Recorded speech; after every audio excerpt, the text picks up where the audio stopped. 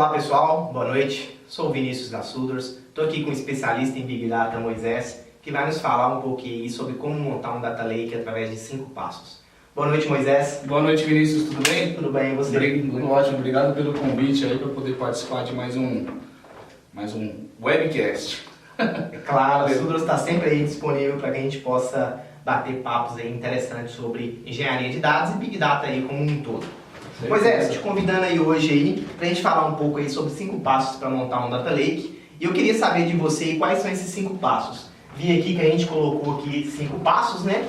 Eu queria que você me explicasse um pouco mais sobre a origem. Pelo que eu pude perceber, a origem está muito relacionada com a veracidade, né? Ou eu estou enganado? Eu acho que faz todo sentido, né? Então, quando a gente for pensar na parte de origem dos dados, a gente tem que saber conversar com o pessoal das áreas, por exemplo, uma área de marketing, o pessoal do financeiro, para poder saber realmente aquilo que você precisa buscar para você ingerir os dados dentro do seu Data Lake, né? Então, você precisa refinar muito bem essa parte, porque se você pegar alguns dados inconsistentes, você acabar colocando lixo dentro do seu Data Lake. Então você tem que saber o histórico, né, do que você está ingerindo, né? Isso, o histórico. Isso, uma boa. Você conseguiu resumir bem a ideia bacana, do histórico. Bacana. Então o histórico da origem é muito interessante para a gente ter uma noção da veracidade da informação, né? Certeza. Porque se essa informação que eu estou ingerindo ela não tem veracidade, ela não é confiável, acaba que eu ingiro dados que pode levar a análises erradas lá na frente. Né? Esse é o pior cenário que tem. Cenário, você faz um baita trabalho, você convence diversas áreas a fazer, a comprar esse projeto, depois você põe dados inconsistentes, né? Depois que o pessoal quer cobrar, investir milhões para construir toda a estrutura, quero ver o meu retorno, cadê? Você não tem. Então, exatamente. Essa talvez seja a parte mais importante, é onde você consome o conteúdo. A origem acho que é uma das mais importantes que tem. Bacana, bacana. E quando a gente fala de flexibilidade, no fundo a gente está falando sobre a variedade, né? Que é a capacidade de receber vários tipos de dados. O que você pode nos dizer aí sobre essa abordagem? Então, quando você vai falar de variedade, você sempre tem que pensar que você tem que ter um ambiente onde você pode crescer ele, não apenas de uma fonte única, né? Mas que além de você pegar exemplo de uma simples base de dados, onde você pode depois consumir de outras fontes, como seriam redes sociais, dispositivos que a empresa tem, de diversas formas. Você tem que pensar de uma forma que a empresa possa crescer de forma simples, né? Então você já pensa lá na frente. Então ela tem que ter a flexibilidade para mudar a sua estrutura sem que impacte o processo, Isso, né? Sem que impacte. Exatamente. Porque é muito comum, na verdade, hoje, né, você receber um arquivo numa estrutura X e lá na frente o pessoal adaptar esse arquivo para absorver mais informações.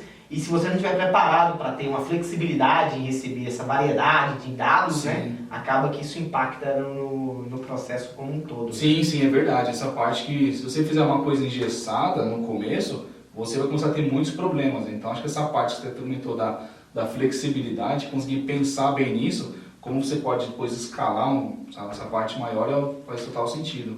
Bacana. E quando a gente fala da agilidade, no fundo a gente está falando de velocidade, né? Que é basicamente trabalhar rápido as informações. Mas o que é esse trabalhar rápido aí dentro desse conceito de Big Data, Data Lake? Então, quando você vai falar da parte de agilidade, acho que tem até um termo que o pessoal usa de governança, que é o timeliness, né? Que é o tempo que a informação demora para chegar até você. Do momento que ela é criada, do momento que ela chega na fonte, no destino, né? Isso, que nem eu já vi exemplos de pessoal de fraude, essas coisas. Se o dado demora para chegar a você 1, 2 dias, é o tempo que uma fraude ela foi concluída, né? Então você não consegue nem chegar a contestar o problema que ocorreu.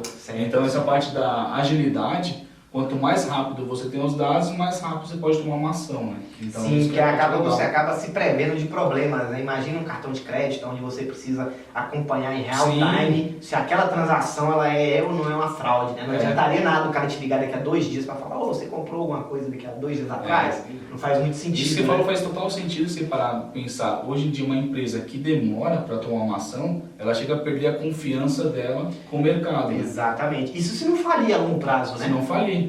O primeiro passo é ela se queimar com o mercado e depois eu acho que o caminho é esse, né? O que tem diferenciado muitas empresas hoje, principalmente as startups, é a velocidade em absorver informação e analisá-las, né? Com certeza. Se a gente for parar para pensar. Se parar para pensar, não faz sentido, porque Não adianta nada assim, que a gente voltou antes, a gente tem uma agilidade, sendo que o dado esteja incoerente. Então, você tem toda uma sequência que faz, né? Realmente. É verdade. Tendo uma agilidade, depois que já tem a parte da origem bem definida, aí você fica legal. Fica legal, aí você já começa a conseguir agregar valor, sim, com né? certeza. Assim fica muito mais fácil. Que inclusive é o nosso próximo tópico, né? A análise, que no fundo representa aí o valor que aquele dado pode nos trazer. E o que você pode nos dizer sobre a análise, né? Sobre esse valor da informação? Então, a análise, se parar para pensar, você tem lá os seus dados que você pegou de outras áreas e depois você faz um refinamento dele, né? Então, nem tudo que você toma para o Data Lake, você realmente precisa desses dados. Certo. Então, você faz um filtro, você tira algumas informações que não precisa, que estão inconsistentes, que por mais que você refine na origem, sempre tem um problema que pode causar, e depois você pode enriquecer esse dado. Então, você pode pegar, sei lá, uma pessoa, o CNPJ dela, o CPF, e cruzar com os demais dados para você conseguir ter uma fonte consistente. Sim, sim. E a partir disso, você consegue até traçar um perfil que aquele cliente tem, baseado em algumas coisas. Então, isso você consegue gerar o valor. Você conseguiu enriquecer os dados consistentes e saber o perfil do cliente e conseguir propor para ele alguma coisa. Por exemplo, muito que o iFood faz, né? Manda vários cupons para atender o perfil do cliente que ele está consumindo e saber o que realmente ele consome, poder ofertar um cupom correspondente. E depois saber exatamente quais os produtos que ele vai aceitar, quais desses produtos vai gerar um lead, vai gerar uma compra, né? Sim, então, certeza. Você consegue analisar isso e depois direcionar isso para as pessoas certas, né? Para o grupo correto. Isso é muito interessante, que quando você pensa nessa parte da análise do valor, quanto mais você refina, mais você ganha dinheiro e mais você economiza em fazendo propagandas erradas ou fazendo algum marketing errado, né? Porque se você fazer um marketing errado, gasta dinheiro, gera uma campanha completamente contrária ao que você queria e você acaba perdendo até clientes, né? Se você não souber fazer uma campanha adequada e direcionada para o público correto. Você está realmente muito certo. Hoje a análise ela é muito importante dentro do mundo Big Data, né? Dentro do mundo dados. Bom, e por último aí nós temos aí a expansão, que se eu não me engano está muito relacionado aí ao volume, né? A volume de informações. Ou seja, é a capacidade que você tem de crescer sem que isso impacte o negócio, tô certo? Isso aí. Essa parte do volume, eu acho que é um tema também muito importante e bastante complicado.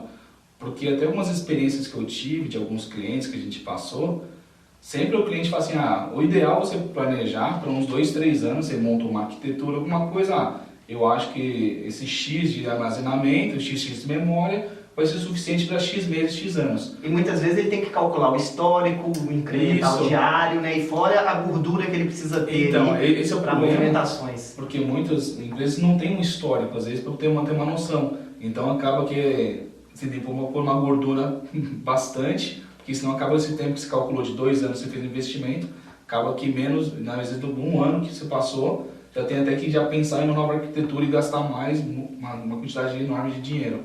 E não é barato, né? O hardware é muito caro. Porque envolve vários hardwares aí. Bom, Moisés, então no fundo a gente acabou falando dos 5 Vs, né? Da veracidade, da variedade, da velocidade, valor e o volume. Então no fundo a gente falou sobre os 5 Vs, né? Do que seria o Big Data. A gente aí só mudou um pouco as palavras aí, mas no fundo é a mesma coisa. Agora, para a gente finalizar, Moisés, a partir do momento que eu tenho esse entendimento do Data Lake, do que eu vou trazer para o Data Lake, quais os tipos de arquivos que eu teria dentro desse meu Data Lake? Então, dentro do Data Lake, se para pensar, ele é um sistema de arquivos, né?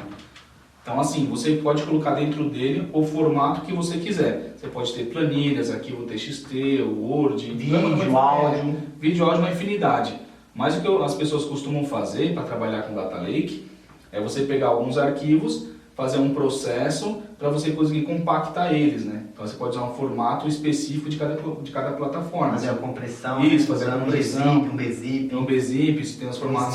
Um Snap, um Parquet, um Orc. E cada plataforma, assim, geralmente tem a sua específica, né? Então, além de você ter todos os formatos que ele aceita, porque ele é um armazenamento de arquivos, não tem restrição de áudio, vídeo e uma infinidade, você pode pôr uma compressão de acordo com a plataforma que você está e com a ferramenta que você for usar. Então, acho que isso ajuda você a trabalhar legal. E no fundo, acaba eu trabalhando apenas com 3 tipos de arquivos, né? Que seriam arquivos estruturados, né? Que é um CSV, um TSV da vida. arquivos semi-estruturados, que seriam JSON, XML, Isso. ou até mesmo um arquivo de log, e arquivos não estruturados, né, que seriam imagens, vídeos, qualquer tipo de dado que não tem estrutura definida. Isso. E hoje em dia a maior parte das informações são dados não estruturados, né, que é o que isso. trafega aí na internet. Quase que 90% da internet trafega dados não estruturados, e o Data Lake ele tem que ter essa capacidade, né, de Sim. receber todos esses tipos de dados. Acho que é a fase que nós estamos chegando agora, os dados não estruturados, e vai ter aquele maior volume, né? Que ainda hoje está até tranquilo de trabalhar,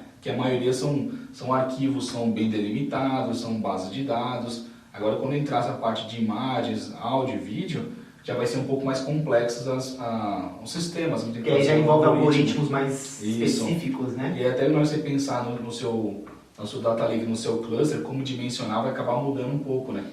Moisés, muito obrigado novamente Obrigado por esse a você, bate-papo. Vinícius. Até mais, Pessoal, a gente se encontra na próxima webcast da Suders. Tchau! Obrigado, gente. Tchau.